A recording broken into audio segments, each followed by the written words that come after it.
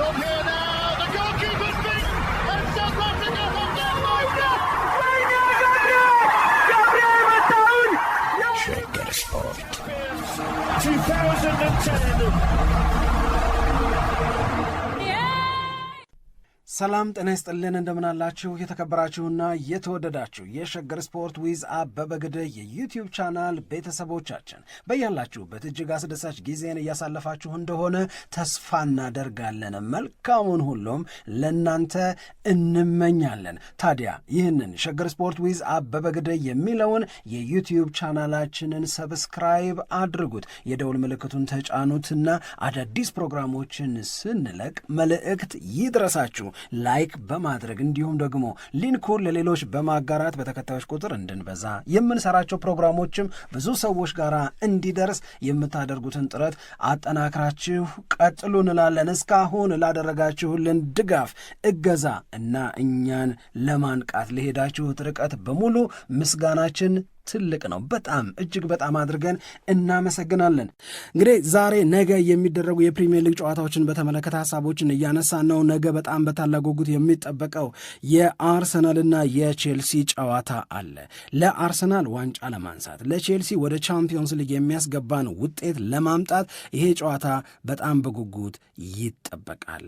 ማን ሊያሸንፍ ይችላል? እንዴት አይነት ውጤትስ ይመዘገብ ይሆን? የሁላችን ጥያቄ፣ ሁላችን በጉጉትና ምን ይፈጠር ይሆን የሚለውን የማወቅ ስሜትን ይዘን የምናየው ጨዋታ ነው። ነገር ግን በዚህ ጨዋታ ላይ እንግዲህ የምትገምቱ ሰዎች ግምት ለመስጠት እንዲረዳችሁ ያለፉት ጊዜ እውነቶች የሚረዳና የሚያግዝ ከሆነ የቅርብ ዓመታት የቼልሲ ነገር ከትልልቆቹ ክለቦች ጋር በሚደረግ ጨዋታ ደስ አይልም። እንዲኖረው ራሱ ቼልሲ የሚፈልገው አይነት እውነት አይመስለኝም። ይህንን ለመቀየር ይህንን ቀፋፊ እውነት ለመቀየር ቼልሲ ብዙ መስራት ይጠበቅበታል። አዲሱ አሰልጣኝ ሮዚኒየም ቢሆኑ ይህንን ለማድረግ መስራት አለባቸው። እያልን ያለነው ምንድን ነው? ባለፉት ተከታታይ ዓመታት ቼልሲ ትልልቅ ከምንላቸው ክለቦች ጋር በሚያደርጋቸው ጨዋታዎች የሚመዘገበው ውጤት የአርሰናል ደጋፊዎች የነገውን ጨዋታ በፍርሃት እንዳይጠብቁት የሚያደርግ ይመስለኛል።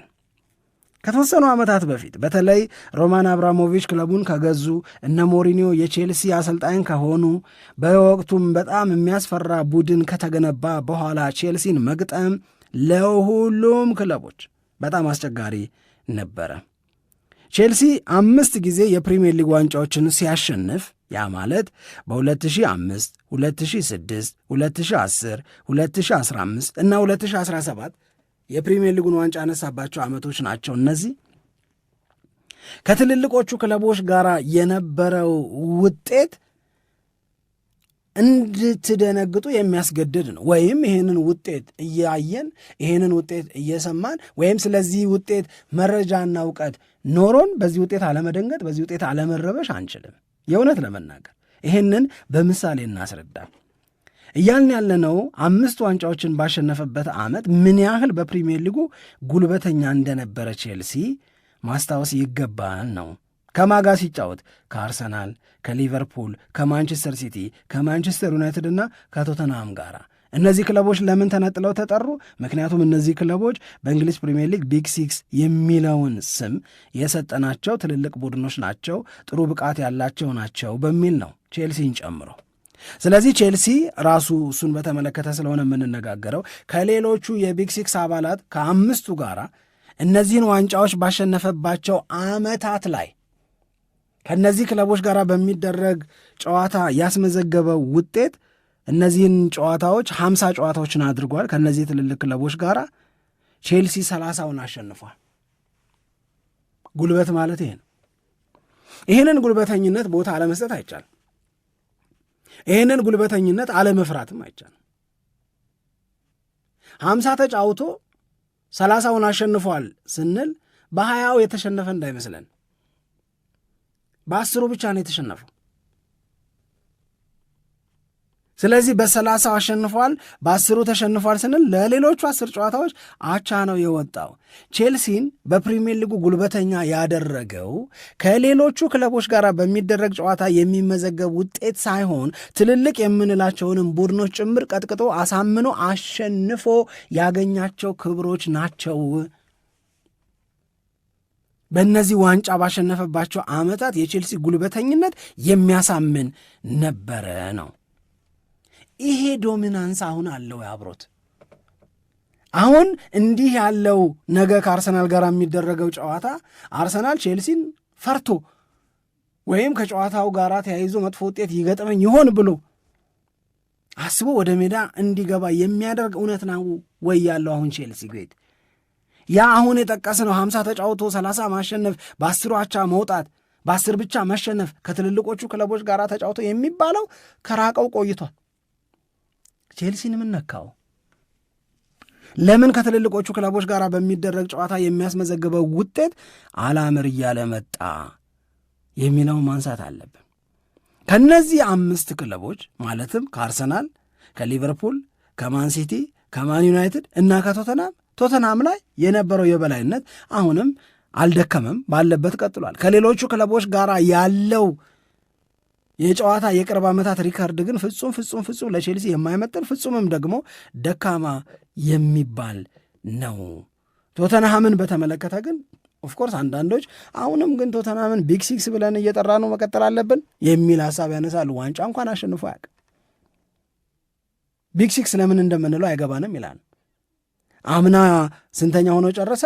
አሁን ላለመውረድ ስጋት ውስጥ ነው ያለው። ስቲል ግን ቢግ ሲክስ እንለዋለን ወይ ብለው የሚያነሱለትን ቶተንሃምን እያሸነፈ ስለሆነ ለቼልሲ መከራከሪያ አድርገን ልናቀርበው አንችልም፣ አይገባም። በነገራችን ላይ ከዛም ዓመት በፊት ቢሆን የ30 ዓመት ፍጹም የሆነ የበላይነት አለው ቼልሲ በቶተንሃም ላይ እያልን ያለነው ሪል ፎርስ በምንላቸው ሪል ፓወር አላቸው በምንላቸው ክለቦች ላይ ቼልሲ የነበረውን የበላይነት ለምን ካጣ ቆየ? ከቶተንሃም ውጪ ያሉትን ለምሳሌ ብለን ስናነሳ ቼልሲ ከአርሰናል ጋር ነገ የሚገጥመው አርሰናልን ስለሆነ ብናነሳ የቼልሲና የአርሰናል ጉዳይ ለአርሰናል ቀላል እየሆነ መጥቷል። አሁንም ነገ በኤምሬትስ ስቴዲየም ነው ጨዋታቸውን የሚያደርጉት። ቼልሲ አርሰናልን ባለፉት 10 ጨዋታዎች በሁሉም የውድድር አይነቶች አሸንፎት አያውቅም። ቼልሲ በአርሰናል ላይ በሊግ ወይም በፕሪሚየር ሊግ የድል ውጤትን ካመጣ 5 ዓመት አልፎታል። ይሄ በአርሰናልና በቼልሲ መካከል ያለ እውነት ነው። ይሄ እውነት የቼልሲ ሊሆን አይገባውም ነበረ። ይሄንን እውነት መቀየር አሰልጣኝ ሮዚኒየ ካለባቸው ኃላፊነት መካከል አንዱ አይደለም ወይ? ይሄንን ማስተካከል አይገባም ወይ የሚል ጥያቄን እኮ የሚያስነሳ ነው። ስለዚህ አዎ የለንደን ደርቢ ነው። የለንደን ደርቢ ስለሆነ ሁሌም የደርቢ ጨዋታዎች አስቸጋሪ፣ ፈታኝ፣ የተሻለ ፍላጎት፣ የተሻለ ስሜት የሚታይባቸው ናቸው። ነገር ግን ቼልሲን በድል አድራጊነት አርሰናልን አሸነፈ ብለን ስሙን ከጠራን ቆየን። እየረሳን የመጣ ነው አጠራር ነው ቼልሲን ባለድል አርሰናልን ተሸናፊ ማድረግ ላይ። አሁን ዘንድሮ ቼልሲ ለፕሪሚየር ሊግ ዋንጫ አሸናፊነት አይወዳደርም፣ ግን ወደ አውሮፓ ቻምፒዮንስ ሊግ መግባት ግን አለበት።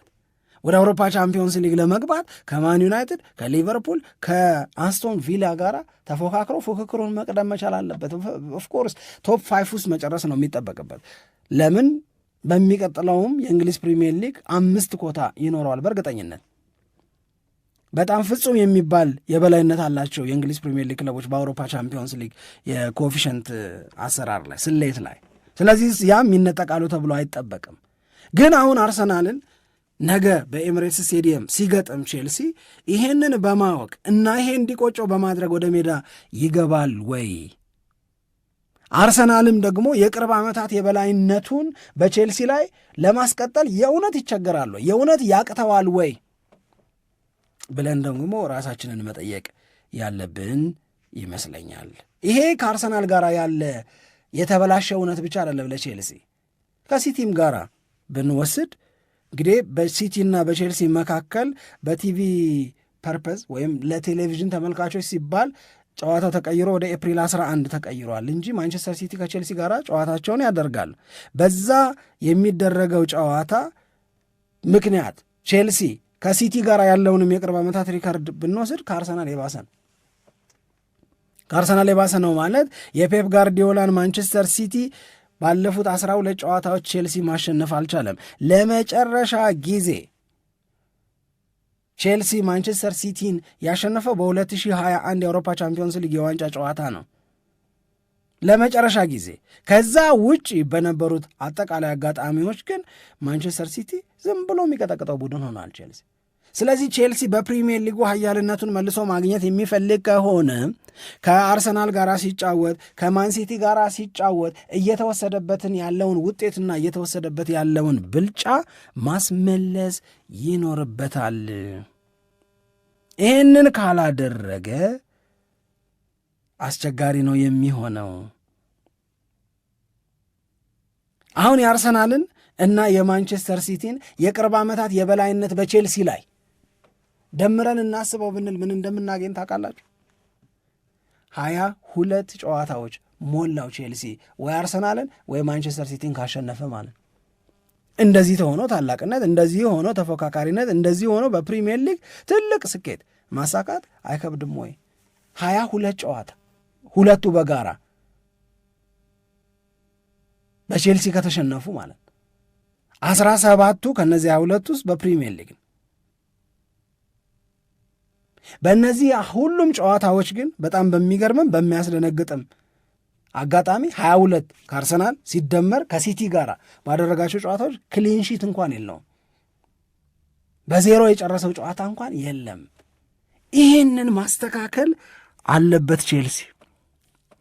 ይህንን ከማስተካከል ውጭም አማራጭ አለ ብዬ እኔ በግሌ አልወስድም። ነገ ምን የተለየ ነገር ይኖራል አላቅም። እስካሁን የተበላሸውን ነገር ማስተካከል መጀመሪያ ቀን ሊሆን ይችላል።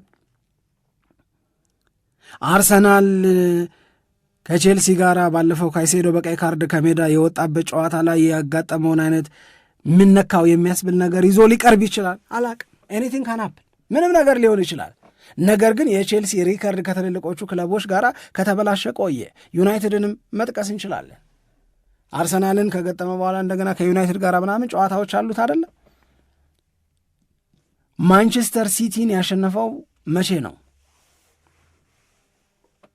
በ2013 ግንቦት 5 ሁዋን ማታ ባገባት ብቸኛ ጎል ማንቸስተር ዩናይትድን አሸነፈ። 2013 ጀምሮ ያለው ማንቸስተር ዩናይትድን ፈርጉሰን ጡረታ ያወጡበት ማለት ነው። ከዛ በኋላ ያለው ዩናይትድ እንዴት ባለ መድከም ውስጥ እያለፈ እንደሆነ ሁላችንም ማስታወስ መቻል አለብን።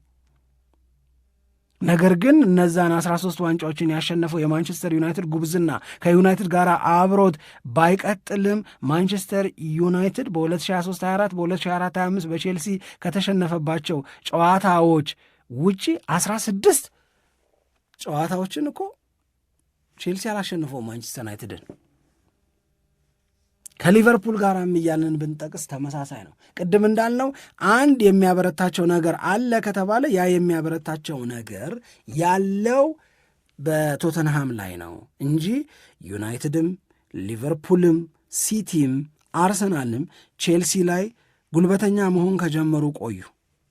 ይህንን ማስቆም አሁን ያለው የቼልሲ ስብስብ ትልቁ ፈተናው ነው፣ ትልቁ ኃላፊነቱ ነው። አንዳንዶች ተስፋ ያደርጋሉ። ተስፋቸው ምን ላይ ነው ተብለው ሲጠየቁ የሚናገሩት ነገር በዓለም የክለቦች ውድድር የአውሮፓ ሻምፒዮኑን ፒኤስጂን ያሸነፉት እነዚህ ተጫዋቾች ናቸው። ስለዚህ እየተበላሸ የመጣውን የቼልሲ የትልቅ ጨዋታ ችግር የመቅረፍ አቅም እንዲኖራቸው ማዘጋጀት ይቻላል እነዚህን ልጆች ብለው ይከራከራል። ጥሩ ክርክር ነው። ይህንን ግን ወደ ተግባር ማውረድ ይፈልጋል የሚለውን ለማንሳት ነው። ቼልሲ ከአርሰናል በተመለከተ መነሳት መነገር ያለበት አንዱ ሀቅ ይሄ ነው።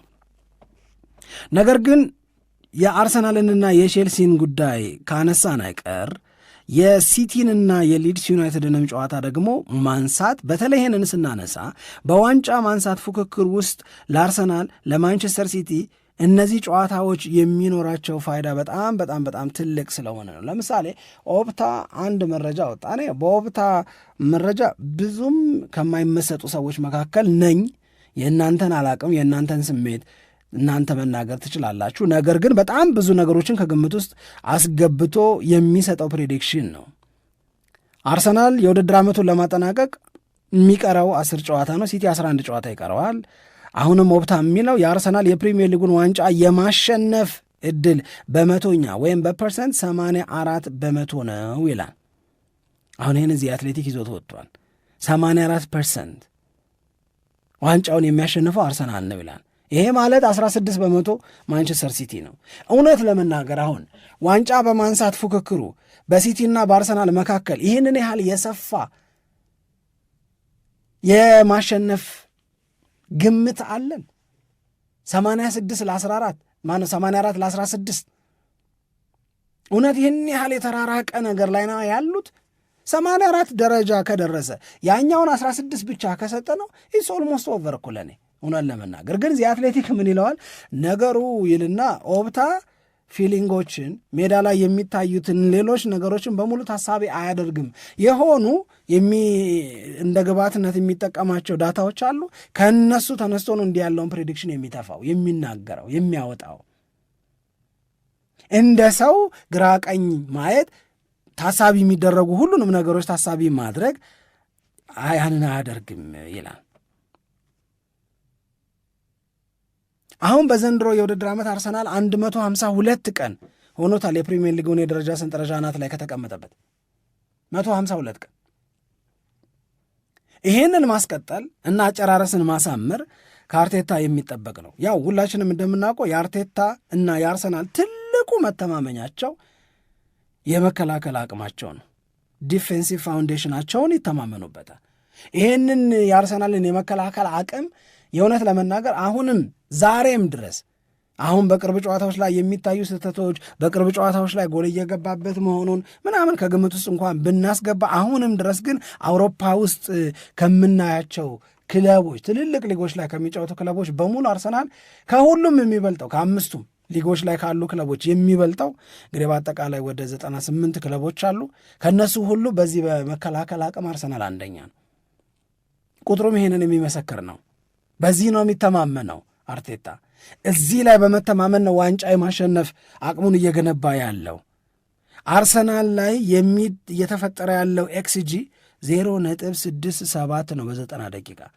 እንዲህ ያለ በጣም አነስተኛ በጣም ውስን የግብ ዕድል የሚፈቅድ ወይም ኤክስጂ የሚፈቅድ ሌላ ቡድን የለም።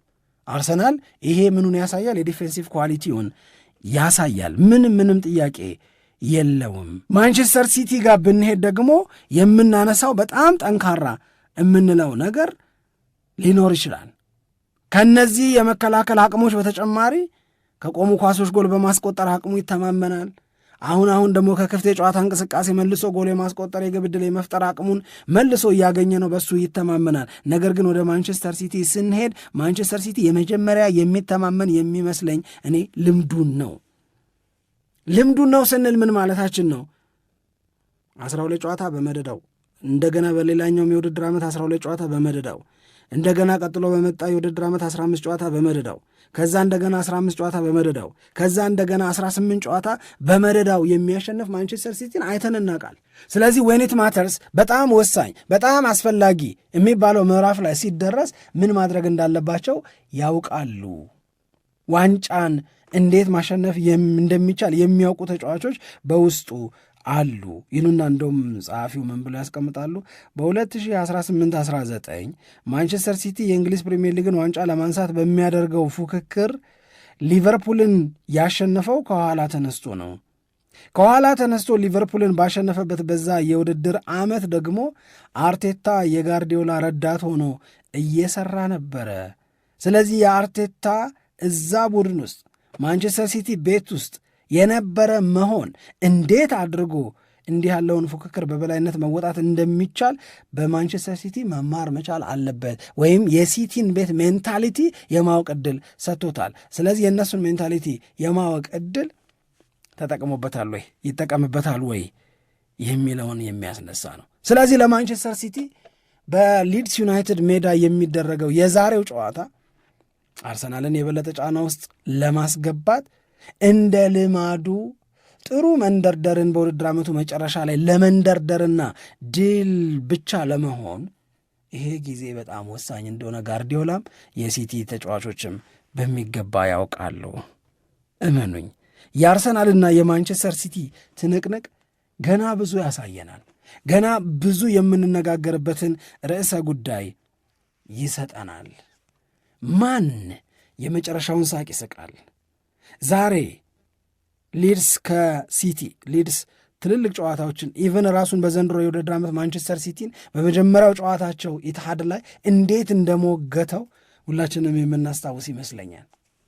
ሊድስ ለመትረፍ በሚደረግ መውተርተር ውስጥ የሚችለውን በሙሉ እያደረገ ያለ ይሆንለታል፣ ይሳካለታል የሚለውን ሁላችንም በጉጉት የምንጠብቀው ነው። አሁን 15ኛ ደረጃ ላይ ነው ያለው። ወደ መረጋጋት የመጣው በቅርብ ሳምንታት በሚደረጉ ጨዋታዎች የሚመዘገብ ውጤት ነው።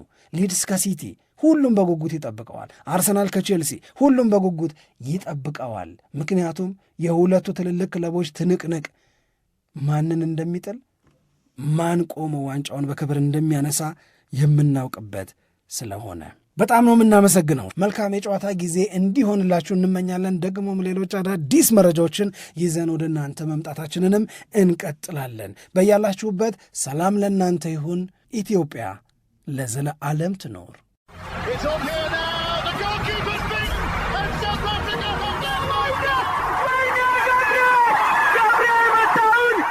ሸገር ስፖርት 2010